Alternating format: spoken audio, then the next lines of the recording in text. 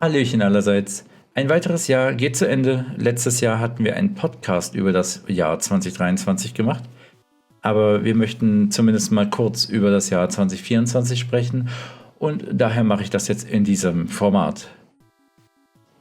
Zunächst einmal danke an euch für das Engagement in den Videos, für alle Likes, Abos und für jeden Kommentar. Und auch danke an alle, die sich interviewen ließen.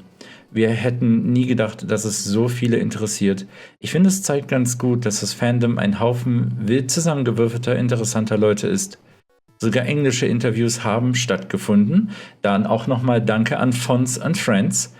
Und sollte das in Zukunft öfter stattfinden, das heißt, sollten da Leute Interesse an einem englischen Interview haben, dann werde ich diese Interviews in Zukunft führen. Naja, zumindest alle englischen. Die anderen, die normalen deutschen Interviews, wird weiter Lupo übernehmen. Wenn ihr dabei sein wollt, unten in der Videobeschreibung sind beide Links zur Anmeldung, einer auf Deutsch, der andere auf Englisch. Das hier hätte eigentlich ein Podcast werden sollen, aber einigen wird auch schon aufgefallen sein, dass es da schon länger keine Podcasts gab.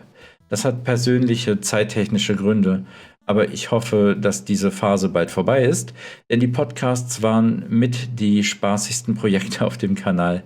Mit Furry-Musikern reden oder mit Fursuit-Makern einfach mal über VR-Chat reden und dann durch die Welten streifen. Das war echt cool und das möchte ich eigentlich auch weitermachen.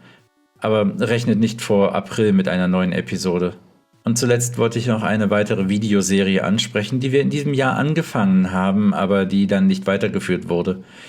Die Con Reports. Ich mochte das Format eigentlich sehr. Ich fand es auch mal gut, über die Conventions im Nachhinein nochmal zu sprechen. Und das ist vielleicht auch aus dem eigenen Wunsch entstanden, dass wenn ich auf Conventions gehe, dann hätte ich eigentlich ganz gerne vorher gewusst, wie es da abläuft. So ungefähr zumindest. Und da einen Con-Report zu haben, zu sehen, was es da zu sehen gibt, zu hören, worauf man vielleicht achten sollte, das fände ich eigentlich ganz nett. Und da ich ein Format in dieser Art noch nicht wirklich auf YouTube gesehen hatte, hatte ich gedacht, kümmern wir uns darum, machen wir zumindest unseren Teil. Denn die Conventions, auf denen wir waren, haben wir dann dokumentiert. Natürlich, wir haben ein Video zu den Conventions, zu den ganzen Furry und den ganzen Weeps gemacht auf den Conventions. Und naja, da dann zu sagen, was cool war, was nicht so cool war, das fand ich schon sehr wichtig. Das hätte ich gerne vorher gewusst. Und so entstand dann der Con-Report. Diese Art Video ist aber auch sehr aufwendig und leider etwas wie die Podcasts, die aus dem Repertoire genommen wurden aufgrund von Zeitmangel. Keine Ahnung, ob die Con-Reports zurückkommen. Ich würde es eigentlich gerne wieder machen, aber das sehen wir dann mal. Und an der Stelle möchte ich auch gerne nochmal über mein Lieblingsvideo des Jahres reden und auch über das meist gehasst in Anführungsstrichen. Ich glaube, das erste, also mein Lieblingsvideo dieses Jahres, dürfte das von der EF sein. Also das, wo alle Tage in ein Video zusammengepresst wurden. Ich hatte eigentlich vor, dass dann irgendwie jeder Tag ein Segment bekommt, aber am Ende lief es dann so, dass ich nicht mehr genügend Material hatte, weil wir auch zu viel anderen Kram gemacht haben auf der EF, wie es eigentlich auch sein sollte. Und am Ende habe ich dann nur 3 Tage, also in diesem Video 3 Tage, 3 Songs. Und ich fand es eigentlich ganz cool. Besonders Miaukorb war ein Banger. Und der Schnitt hat sehr viel Spaß gemacht. Und auch das Video, auch vor allem diesen Teil mit Miaukorb anzuschauen, finde ich immer noch sehr, sehr gut. Ich mag die Energy im gesamten Video. Und das Einzige, was mir nicht so sehr gefallen hat, die Skits hätten mir rückblickend eigentlich auch weglassen können. Aber ja, es war trotzdem ein gutes Video. Auf der anderen Seite des Spektrums, da glaube ich, das SFD-Video gehört erwähnt. Der Anfang ist eigentlich super cool. Ich mochte den Intro-Einsprecher von Leok und es macht halt den Eindruck, als wäre es ihr Video und dann gibt es halt diesen Static und dann fängt unser Video an. Das fand ich ganz cool, aber dann der Rest, Ich mochte die Energie aus dem SFD-Video letztes Jahr lieber und auch letztes Jahr wie dieses Jahr mussten die Aufnahmen gepixelt werden. Dieses Jahr gab es aber deutlich mehr zu pixeln und dadurch sind dann halt auch die Shots teilweise echt nicht gut geworden. Und das liegt auch ein bisschen daran, dass wir haben dieses und letztes Jahr um Erlaubnis gebeten und dabei wurde uns gesagt, alles ohne Head wird gepixelt.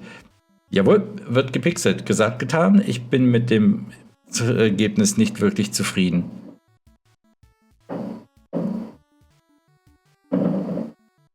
Findet ihr es nicht auch doof, wenn im Hintergrund einfach angefangen wird, irgendwelche Böller hochzujagen und keine Ahnung, obwohl es noch nicht mal Silvester ist? Ich hasse das. Genau, Dankeschön. Als letztes möchte ich eigentlich gern nochmal darüber sprechen, was ich für 25, also für 2025 gerne hätte. Um ehrlich zu sein, ich hätte da gerne mehr Collaborations, sowie das Leok-Intro beim SFD. Das, wie gesagt, fand ich echt cool. Und ich mochte auch den Skit im EF-Video mit den anderen Furry-YouTubern. Das hätte ich gerne mehr davon, aber ich weiß auch nicht so ganz, was wir an Collaborations bieten können. Ich meine, wir können die Leute interviewen, aber was machen wir auf anderer Seite? Das soll halt ein 1:1 Austausch werden, aber wir können halt nicht einfach mal auf deren Kanälen irgendwas machen. Ich weiß es noch nicht. Aber ich hätte gerne mehr Zusammenarbeit mit den anderen. Gerade nachdem wir sie auf der EF treffen durften, finde ich eigentlich, dass wir mehr zusammen machen sollten. Aber das ist halt zeitlich auch immer ein bisschen schwierig. Also, ja, keine Ahnung. Wir werden sehen. Ich hätte gern mehr Collaborations. Vielleicht ist das etwas, das noch passiert. Es wäre auf jeden Fall etwas, wo mit der Zeit vielleicht irgendwann mal Ideen kommen. Mal schauen, was da in Zukunft noch auf uns wartet. Aber das, wie gesagt, wäre das Einzige, was mir gerade einfällt für 2025.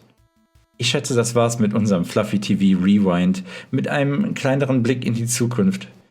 Wir bedanken uns nochmal herzlich bei allen, die zugeschaut haben und ich wünsche euch allen einen guten Rutsch ins neue Jahr. Bye bye!